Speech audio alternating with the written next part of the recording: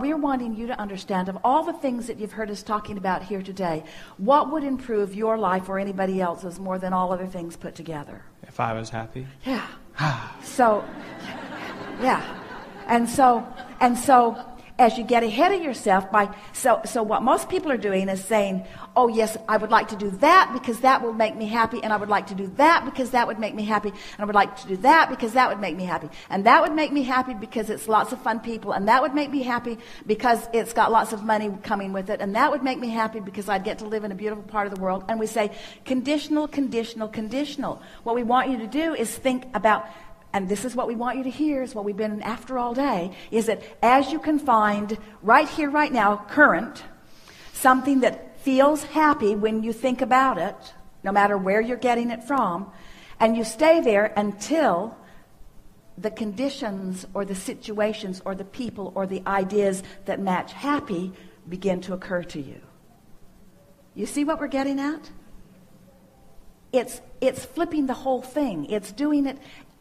It's counterintuitive to what you've been practicing. Because what you've been practicing says, I'll find the condition that I believe will make me happy, and then I'll find a route to that condition that makes me happy. And we say, but you got to understand that you're the point of attraction to which all things are flowing. So if you can find something, anything to think about or observe or live that makes you happy, and you can maintain that for a little while, other things that make you happy will flow into your experience, and they will be in the form of the work that you want and the money you want. And why is that? Because all of those components are in your vortex. You didn't only just put happy in your vortex, you put lots of money in there too. You put lots of freedom. You put the ability to be and do and have anything that you want. You put the ability to make your own decisions. You put the ability to set your own time. You put the ability to set up your own calendar. You put the ability to really be free. You put the ability to make a difference in people's lives. You put the ability to have other people that resonate with you flow to you. In other words, you put that and more than we have time to talk about in your vortex, and it's already all in there. And what's the access key for you? How do you spend that vibrational currency? By trying to find some condition that you can make yourself believe that you can line up with, or by just finding the core of the reason that you want all of those things and practice it as much as you can until you own it, and then follow the inspiration to that desire, which is to be happy, that will, we promise you, fill in. Does that make sense to you? I'm a little blown away. In some cases it... That was heavy.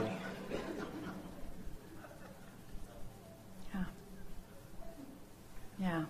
And you think you're blown away now. As the ideas flow and you feel the perfection of them. And then you see the ease with which That's they are. what I'm seeking. But in the seeking of it, you're looking for something that is not, and you introduce resistance into the equation. How? Where did I do that? By saying, I'm looking for this thing that I haven't found yet. And so what we're really asking you is, can you be happy? Do you have the ability to be happy before the idea flows? Yes. Because if you have the ability to be happy before the idea flows, the idea will flow for sure. Do you have the ability to be happy before the money gets there? Because if you have the ability to be happy before the money gets there, the money will get there before. Following? So we know you want to say to us, but Abraham, it's easier to focus on the condition. And we say, how's that working out? It's not easier to focus on the condition. Conditions are loaded. They're loaded with the way everybody else feels about them. They're loaded with all your past beliefs about them. Conditions are loaded with expectations. Start in this pure place and create the environment that allows it to grow. And then experience the explosion of good ideas flowing to you.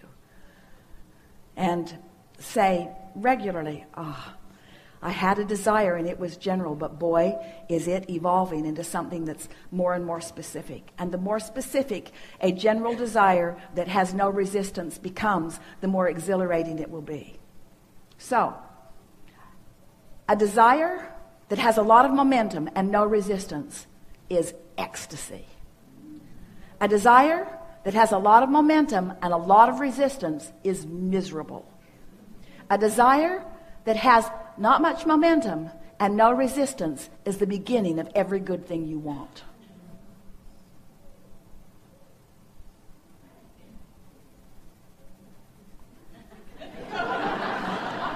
And a conditionally programmed world. So they say, what are you looking for in life? Happy? Oh yeah. Yeah, what else? That's it. Happy. Fun? Oh yeah, happy and fun. Because fun makes me happy. And happy is fun. Yeah, fun and happy. Fun and happy. And fun and happy. Fun and happy. Fun and happy and clarity. Fun and happy and clarity. Because clarity makes me happy, and clarity is fun. Fun and happy and clarity. And power. Because fun is happy, and happy is fun, and clarity is power, and fun and happy, and clarity, and rich. And rich. And rich. And healthy. In other words, once you're there in a stable way, you can add anything and everything else to the list, and it will show itself to you in full measure. But you got to start from the basics, and you got to give up the conditional approach to life that you have been practicing, because the conditional approach is introducing resistance into your experience that is unnecessary. I'm going to have to download this. Our ploy is working. I have one more thing that is completely separate, but how can I tap into Abraham and this message that comes through you? Get happy. Get happy. Yeah. I want it. Well, you're clearly on the trail of it. Your desire is clear, and your allowing was strong enough to get you in the chair. And so in this moment, in this current moment, the resistance is non-existent. And so it's seeking this state of being, it's seeking this feeling. Really what it amounts to is not making such a big deal out of things, and not trying so hard to justify, and sort of taking everyone else out of the equation, and just developing a relationship between you and your source, and letting that be the primary thing that you're reaching for. And to understand that the source within you is happy, and that when you feel happy, that alignment is happening. And when you're yearning for something, that's different. Yearning is different than happy. Yearning is an active vibration in opposition to what I'm reaching for. So it's not trying so hard. It's being easier about it. It's looking for the evidence of it that's all around you all the time. It's acknowledging when you are in alignment, and reveling in that alignment, and talking about that alignment when you are there, and keeping the momentum of that alignment going longer, and consciously acknowledging that it is happening, and staying there until you're fully appreciating it, until you just feel obnoxiously invincible. In other words, when you tune into this and practice it and allow it and own it, and can get there easily and start there every morning, and get further and further into your day with it, then all of the easier it gets, the easier it gets. Because at first it's a little awkward, but you get better and better at it. And the better you get at it, the more evidence that flows. And the more evidence that flows, the easier it is to be good at it. Until then it becomes the condition coming in response to the vibration, rather than trying to get the vibration to come in response to the condition. That's really what we're wanting you to understand. It's getting the cart before the horse, or the horse before the cart. You want to, and so of all of the things in the world that you can think of, if someone were to walk up to you and say, what do you seek most in life? Your answer is? Joy, happy. And if you wanted to add more momentum to that, what other words would you say?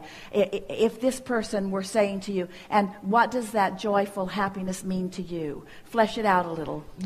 Having fun, being passionate, having a direction, and going for it with everything. Having fun, meaning engaging with lots of others. And, laughter, and humor. But feel how when you said having direction, there was a little yearning in that. So what you want to say is knowing direction, feeling my way, feeling the inspiration, getting the impulse, being alive to the impulse, following my bliss. Feeling it, being moved from the inside, recognizing that when I feel like this, I'm on the brink of something good, and then when that something good comes, saying, I knew you were coming. I just didn't know in what way you would manifest, but I felt you coming. Those kinds of things. These are the kind of conversations that you want to have with yourself. I knew you were coming. I could feel you coming. I woke up excited about you coming. Jerry and Esther were in this neighborhood a few years ago, and they were on their way to what they considered to be their favorite restaurant in the area, and driving down the freeway. And all of a sudden, Jerry said, let's go to this restaurant instead. And Esther was driving, and all of a sudden, she needed to exit like now. And so she took the exit and then asked questions later, which was the agreement that they always had with one another. All right, I've done it. Now why? I don't know. I just feel like we should go. I just feel like I'd like to eat here. But they have that great salad we like over there. And there's only 5 places in the whole world that we can get that salad. And I know, but I just feel like this is where we want to go. And so they went in, and the place was empty, which Esther never sees as a very good sign. And hardly anybody around. And a very nice person came up and helped them and talked to them briefly. And Jerry was always wanting to know people. He wanted to know who she was and where she was from and just a little bit about her. And then Jerry reached into Esther's purse where there was the envelope where, even though they beg you not to buy anything with cash, you always do. So there's always an envelope with a considered amount of money in it left at the end of the seminar, and it was in Esther's purse. And Jerry just reached for it and just handed it to the girl and said, this is for you. And she said, well, thank you very much. And she went into the kitchen, and they literally heard dishes break as the little girl had opened her package to see what was there. And she came back in to where they were, and she said to them, you know, I woke up this morning, and the first thought I had was something really, really good is going to happen to me today. Something really good is going to happen to me today. And Esther said, well,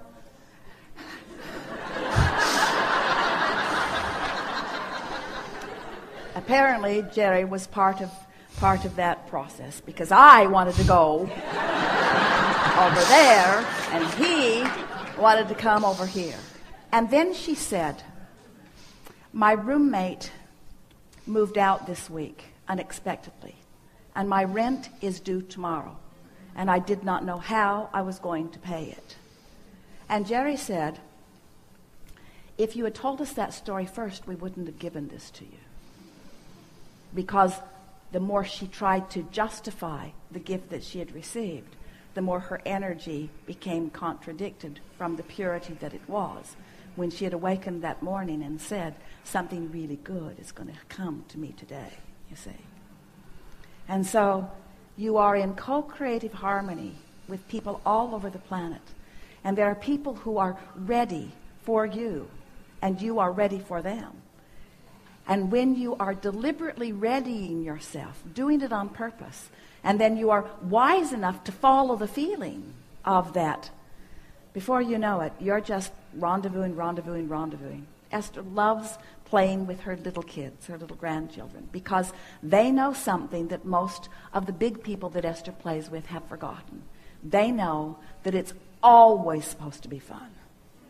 Not just a little fun now and then not fun, and then a little more fun and then not fun. Always fun.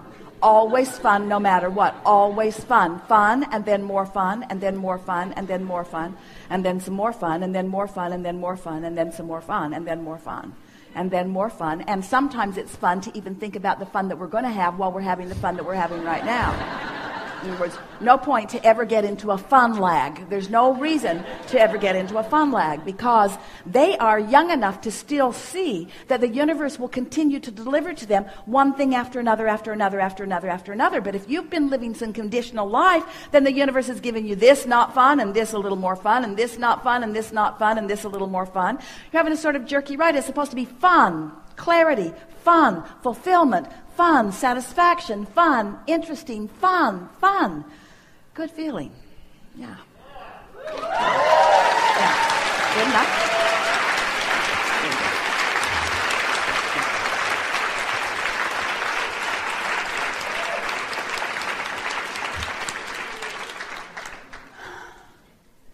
Do you feel greedy when you think about only having fun? Good. Do you realize that clarity is alignment with Source? Yes. Do you realize that fun is alignment with Source? Alignment with Source is a good thing, yes?